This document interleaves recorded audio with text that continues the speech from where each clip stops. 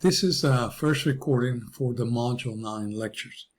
In this Module 9, we're going to learn to the estimation and the hypothesis testing of variances, means, and proportions of two populations. The objectives for this module is that by the end, you should be able to distinguish between what we call two independent populations and two related samples. Also, you should be able to identify the correct approach to compare variances, compare means and proportions of two independent populations, and finally, compare the mean of differences of two related samples. So once you identify the correct approach, then you're going to go into performing a hypothesis test to compare variances, means, and proportions from two independent populations and compare the means of differences of two related samples. And finally, you should be able to construct a confidence interval for the difference of population means and proportions from two independent populations and for the mean of differences of two related samples. We're not going to calculate the confidence interval when we compare two variances. Right, this module is broken into 5 parts. So first we're going to talk about comparing two variances and determine if the variances of the two populations or the two independent populations are equal. If they're equal, and then in the second part we're going to once we have shown that they're equal, we're going to compare the means of the two independent populations when the variances are equal but unknown. In the third part, we're going to compare the means, but now with unequal variances and unknown variances from two independent populations. Then the fourth part, we're going to talk about dependent samples, and we're going to talk about comparing the mean of the differences between these two related samples versus some constant, typically 0. And finally, we'll close this module with the comparison of two proportions of two independent populations. All right, this is the structure of the module. All right, let's talk about what are these two sample hypothesis tests, and this is the introductory part that corresponds to section 10.1 in your textbook. All right, before I go too far, I wanted to remind you that we are in the process of performing a statistical analysis. So you should comply with these steps before we come to what we're going to do in this module.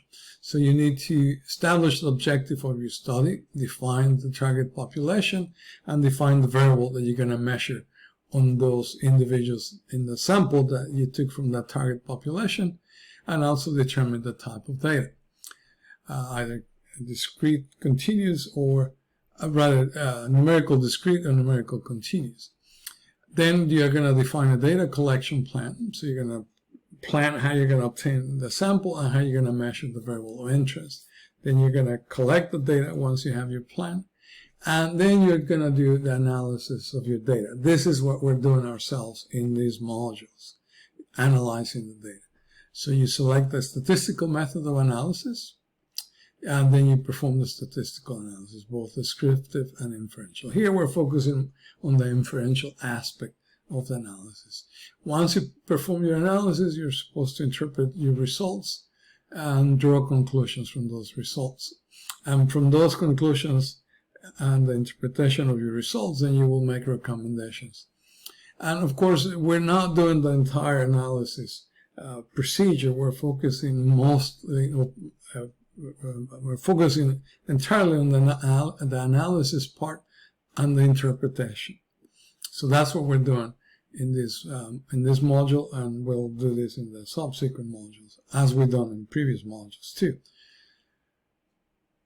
All right. So again, I present problems to you in this module, the assumption is that the data comes from representative samples of all elements in the population. So we're not going to dispute the data that we're presented with. We'll take it as being valid data, and we're going to use it for analysis. And also we're going to assume that the values in the samples are independent. So those are two big assumptions that we're making. In practice, we need to go validate all of this.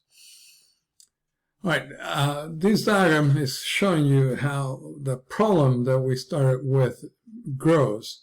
Now we have two different populations where we measure similar characteristics. For example, you may have males versus females, maybe whites versus non-whites, and whatever classification you have, but you have two populations. So if we evaluate, we take samples from those two populations and we compare the sample estimates to make an inferences about the population parameters. So now you can see things are getting a little more complicated because now we're not dealing with one population and one sample from that population. Now we're dealing with two populations, and now we have two samples from those two populations. The nice thing is that what we learn in Module 8 and Module 7 is going to apply here in the same way. What changes are the distributions that we use, how we state the null hypothesis, and how we find the rejection regions or the p-values, because now our statistics and our distributions are going to be different because we're dealing now with two populations. But the procedures is the same. Now, when we compare two populations, as I mentioned earlier, the comparison of two populations implies that the same characteristic of interest is measured on elements of two different populations. For example, you may be comparing the systolic blood pressures of female and male patients. So males and females, we consider them two populations, but we're comparing their systolic blood pressure. You may compare the weights of similar packages filled by two different machines. We want to see if the two machines are performing identically or not, because then you may be overfilling or underfilling packages in one machine and not in the other. Another important comparison that you may find is comparing the cholesterol concentration in the blood of patients before and after taking a particular medication. So these are three examples of comparing two populations. But you see that even though we're taking two populations, we're measuring the same characteristic: systolic blood pressure, weight of packages, or the cholesterol concentration in the blood of the patients. So now, with those examples, we need to make a distinction, and this is very important in this module because depending on this distinction is going to depend what method you select. So independent samples means that the selection of a sample from one population does not affect the selection of a sample taken from another population. For example, the selection of female patients does not affect the selection of male patients in the evaluation of systolic blood pressure. So you make your sampling plan, and then you say, well, so many males will be sampled and so many females are going to be sampled. You specify how you're going to measure the systolic blood pressure, and you go and select the males and then select the females. And there are two independent populations.